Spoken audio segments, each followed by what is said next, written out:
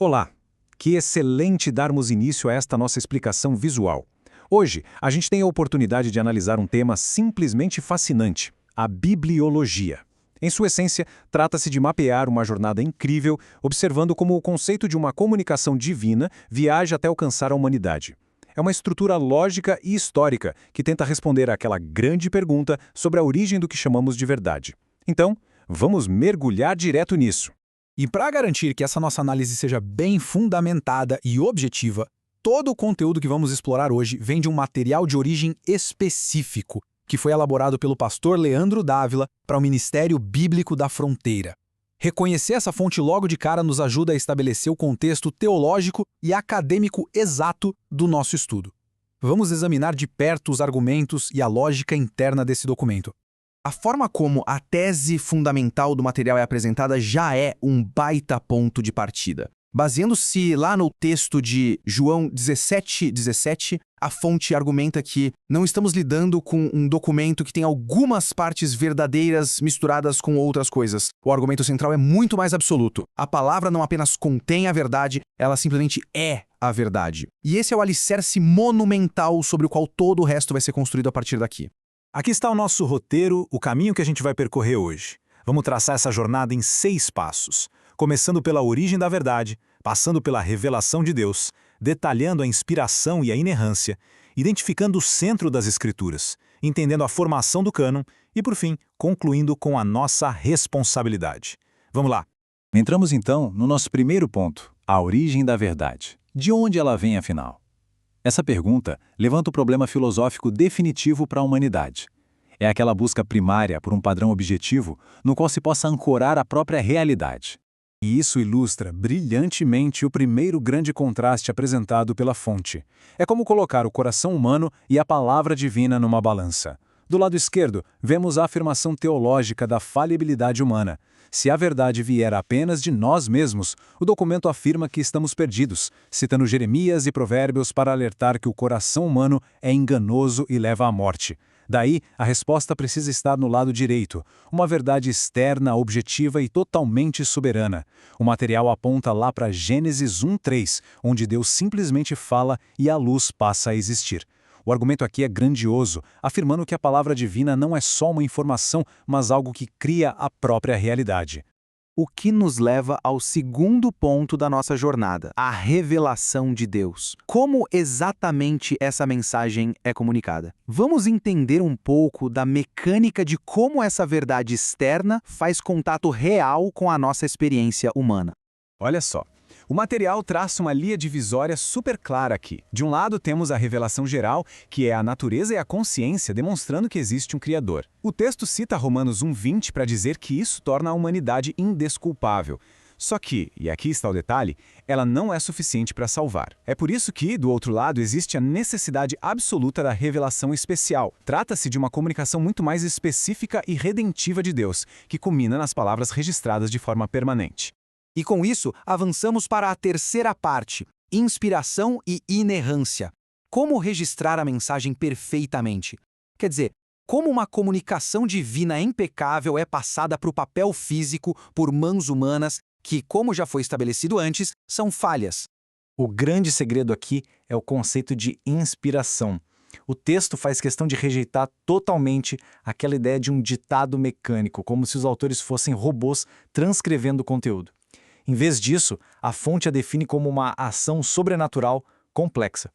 Deus seria o autor final, mas usando homens com as suas próprias personalidades. E temos 2 termos técnicos que são desmembrados aqui. A inspiração é verbal, o que significa que abrange as palavras exatas escolhidas, e é plenária, o que quer dizer que cobre 100% das escrituras de forma igualitária. Já a inerrância é apresentada como a consequência lógica e inevitável de tudo isso.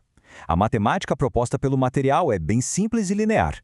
Se a origem do texto é o próprio Deus, e se a natureza de Deus, segundo Tito 1:2, é que ele não pode mentir, então o documento final não pode ter erros naquilo que afirma. A premissa faz todo sentido na sua própria estrutura. Uma origem perfeita exige obrigatoriamente um resultado impecável. Mas o material também deixa claríssimo que esse texto perfeito não foi feito para ficar acumulando poeira numa estante qualquer. Existe toda uma estrutura robusta para a vida pública dessas palavras. A instrução deve começar em casa, no cotidiano, e se expandir para o público. Além disso, a fonte defende fortemente que a palavra sobrevive ao longo da história, intacta e suficiente para a salvação, resistindo de forma clara a todas as tentativas de destruição ao longo do tempo. Dando continuidade, chegamos ao ponto 4, o centro das Escrituras. Com tantos livros escritos em épocas tão diferentes, qual seria o eixo que amarra e une toda essa coleção gigante? E é aqui que a nossa análise atinge o seu clímax teológico. O texto-fonte argumenta que essa revelação não é só um monte de informações históricas jogadas. Na verdade, é um caminho progressivo que aponta para um centro único. A palavra escrita direciona, sem erro, para a palavra viva, Jesus Cristo. Usando a citação de João 1,14, o argumento é que Deus não apenas falou, mas ele se revelou plenamente em carne, tornando Cristo a revelação suprema e final de toda essa jornada. Com essa base bem firme, a seção 5 muda um pouquinho o foco e vai para o lado histórico. A formação do cânon. Como a humanidade organizou e decidiu quais escritos fariam parte dessa biblioteca final? Essa é, com toda certeza, uma das distinções mais vitais presentes no material. O termo cânon significa regra ou padrão. A gente costuma imaginar que líderes humanos se reuniram num concílio e votaram para decidir o que era sagrado. Mas a fonte argumenta exatamente o oposto. A Igreja Histórica não criou nem concedeu essa autoridade. Ela simplesmente descobriu e reconheceu a inspiração que os textos já tinham. É uma diferença filosófica gigantesca. E não foi um reconhecimento feito às pressas ou de qualquer jeito. Os líderes usaram critérios rigorosíssimos para isso. Os textos precisavam ter uma ligação direta com os apóstolos originais, precisavam demonstrar fidelidade absoluta à verdade já revelada, ter uma aceitação unânime e natural nas primeiras igrejas e, claro, carregar a evidência inconfundível da voz de Deus. Nada ficou ao acaso. E a gente pode observar como essa linha do tempo se desdobrou. Muito antes de qualquer assembleia oficial, logo no primeiro século, o material aponta que já existia um reconhecimento interno. Pedro já chamava os escritos de Paulo de Escrituras. Com o passar dos anos, isso foi se organizando para a leitura pública até que, lá no ano 367, Atanásio faz aquela famosa lista exata dos 27 livros do Novo Testamento, do jeitinho que é hoje. E quando a fonte fala que o cânon está fechado, significa que a revelação chegou ao seu formato normativo e final. E assim, chegamos à seção 6, o nosso último ponto. A nossa responsabilidade. Depois de viajar por toda essa teologia e história, o material muda de tom e exige uma aplicação prática, o destino final da mensagem. O material faz uma pausa estratégica para lançar esta grande pergunta incisiva. Se todo esse percurso lógico que a gente viu até agora for válido, qual é a responsabilidade exigida de quem tem contato com esse texto? E o próprio material descreve 3 passos claros como resposta. Primeiro, submeter-se a ela, deixando que o texto atue como uma lâmpada para guiar os passos. Segundo, meditar, o que significa engajar a mente constantemente com o que está escrito. E o terceiro e mais vital de todos, praticar. A instrução precisa sair da teoria e virar uma ação tangível, como um executor da obra e não apenas um ouvinte passivo. O que nos leva à conclusão provocativa que encerra este estudo.